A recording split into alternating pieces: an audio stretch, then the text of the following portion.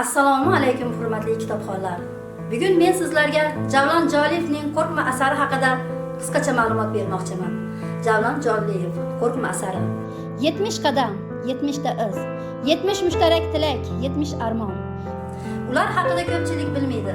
Ba'zilar bunday fidoyilar borligini taxmin ham qilib olmaydi. Tarix kitoblaridagina ularning 70 nafarligi va ular Germaniyadan qaytgach josus deb gumonlanib quruqqina yozib qo'yilgan. Ammo ular unutilgani yo'q. Oltin zanglamagani singari 70 qahramonning sinovlari ham osonlikcha unutilmaydi.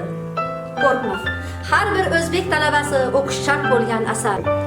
Kitob o'tgan asrning 20-yillarida Turkistondan Germaniyaga ilm olish uchun yuborilib, yakunida josus sifatida ayblanib otib tashlangan 70 nafar talabalar, jumladan Sattor Jabbor, birinchi o'zbek kimyogari, Maryam Sulton Murodova, Ahmad Shukriy, Abdulvahob Murodiy, birinchi o'zbek agronomi, Xayriniso Majidxonova va boshqalarning hayoti haqida hikoya qiladi.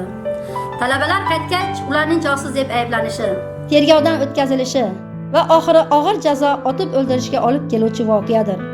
Biroq muhim jihat shundaki, muallif bu fojiani faqat tashqi dushmanlik emas, millatning o'z ichidan chiqqan xiyonatkor yoki jamoaning beparvoligi misolida ko'rsatadi.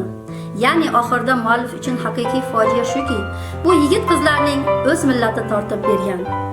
Romanda muallif o'qishga intiluvchi turkistonlik yoshlar, ularning oilaviy sharoitlari, milliy g'oya va ilmga bo'lgan muhabbati haqida so'zlaydi. Nega ular Germaniyaga borganligi va orzu-umidlari tasvirlanadi. Germaniya hayoti talabalarga Berlin, Olmoniyadagi ilmiy muhitni o'rgatadi. Ular ko'mak jurnalini yaratishadi, teatr truppasi tashkil etishadi.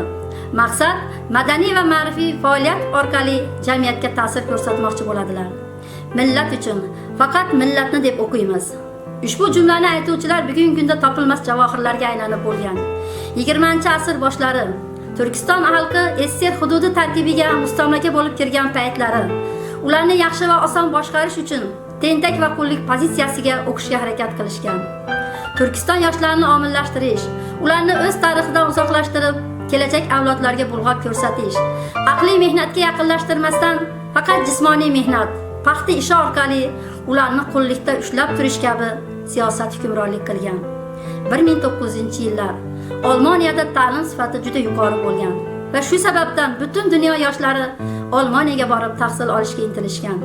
Shular jumlasidan bizning Turkiston yoshlari ham 1922-yil oktyabr oyida Olmoniyada o'qishga ketishgan.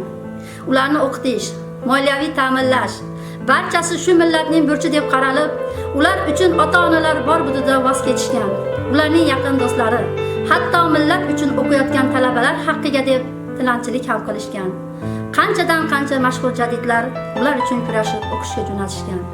Oqibatda nima bo'ldi? Ularni bo'yniga bir emas, 10 qator qilib tuhmat va bo'xtonlarni ilib qo'yishdi. Germaniyaga o'qishga ketgan talaba qizning otasining oldida qiynab otib o'ldirishdi. Otasining ham uning orqasidan qabrga tiqishdi. Ularning orqasidan qolgan yana 69 ta talaba xuddi shunday jon berdi. Lekin o'sha paytda Turkistondan 70 tagina talaba o'qish uchun ketgan bo'lsa, SSR hukumatida Olmoniyaga ketgan rus talabalarining soni 10 mingta edi. Ular hatto shu 70 oylarning ilm olishiga qattiq to'sqinlik qilishdi. Bo'ynilariga tuhmatlarni osib, otib o'ldirishdi. Bizning tariximiz ana shunday qora kunlar, qora tog'lar, qora siyohlar orqali yozildi. Qo'rqmasdan katta maqsad va orzular qil.